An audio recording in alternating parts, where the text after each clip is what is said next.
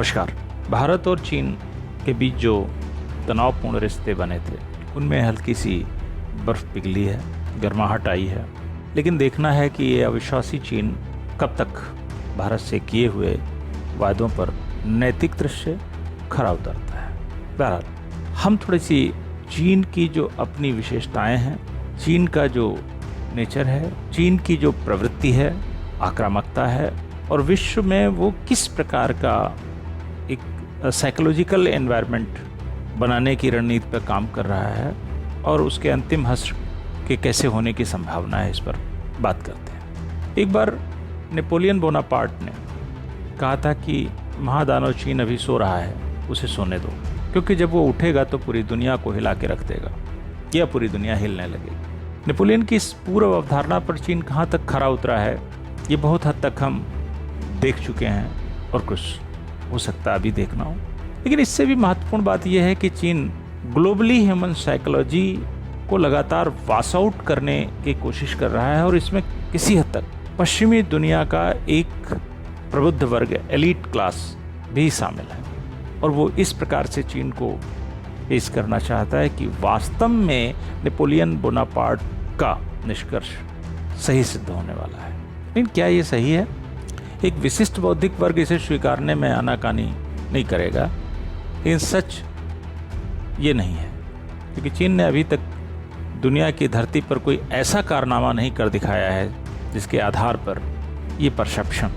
बनाया जाए और स्वीकार किया जाए। उसने पूरे विश्व में अपनी छवि एक आक्रामक राष्ट्र की, एक षड्यंत्रकारी राष्ट्र की, एक कॉन्फ्लिक्टिंग राष्ट्र की, एक अनुदारवादी राष्ट्र की, शांतिपूर्ण सह अस्तित्व को ना मानने वाले राष्ट्र की,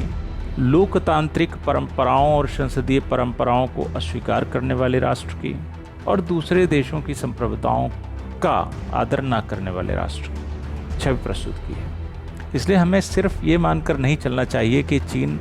एक उभरती हुई अर्थव्यवस्था है जिसके बूते पर उसने एक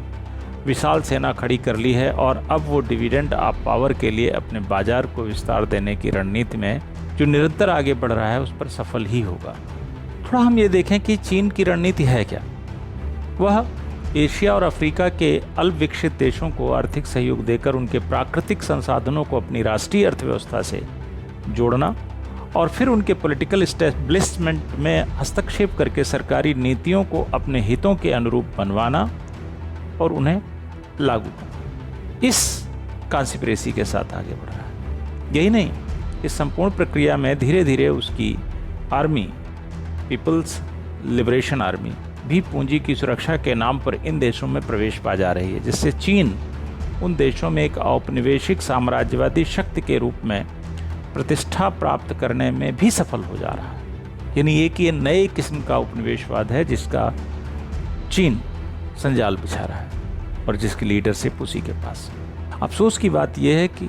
इन नए बनते चीनी उपनिवेशों के पक्ष में अब तक न ही अंतर्राष्ट्रीय संस्थाएं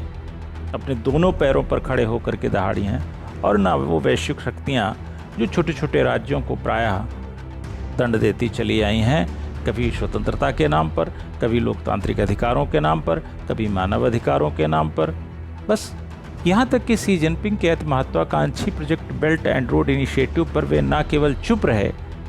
बल्कि उसका पार्ट भी बनने और सबसे विरोधी माने जाने वाले राष्ट्रपति ट्रंप ने भी बीजिंग जाकर BRI ज्वाइंट फंड बनाने में सक्रिय भूमिका निभाई, जबकि उसी समय वे हिंद प्रशांत में चीन को घेरने के उद्देश्य से भारत, जापान और ऑस्ट्रेलिया के साथ मिलकर क्वाड यानी स्ट्रेटेजिक कोऑर्डिनेटर का निर्माण कर रहे थे। ये कैसा दोहरा चरित्र है पूरी दुनिया का। एक जगह पर जहाँ पर छोटे लीडर्स होते हैं उनको इस प्रकार का दंड, ये तो रिवाइवल ऑफ द हिस्ट्री है। जिस तरह से 1920 से लेकर 1940 के बीच में मुसोलिनी ने और हिटलर ने जो किया था और जिस तरह से फ्रांस और ब्रिटेन उसका साथ देता रहा था, वही स्थितियाँ लगभग आज दिख रही हैं। इसलिए मेरी दृष्टि में चीन ऐसी कोई महाशक्ति नहीं है जो अपराजेय हो चुकी हो। हालांकि दुनिया के कुछ देश और कुछ वर्ग ऐसा मानने की गलती कर रहे हैं, निरंतर कर रहे हैं, और अब यदि अपराजेय नहीं है तब फिर उसे रोका या पराजित भी किया जा सकता है, भले ही तरीके सैनिक न होकर कोई अन्य हो। मोटे तौर पर 3 मोर्चे हो सकते हैं। पहला कूटनीतिक, दूसरा स्ट्रेटेजिक एंड तीसरा इकोनॉमिक।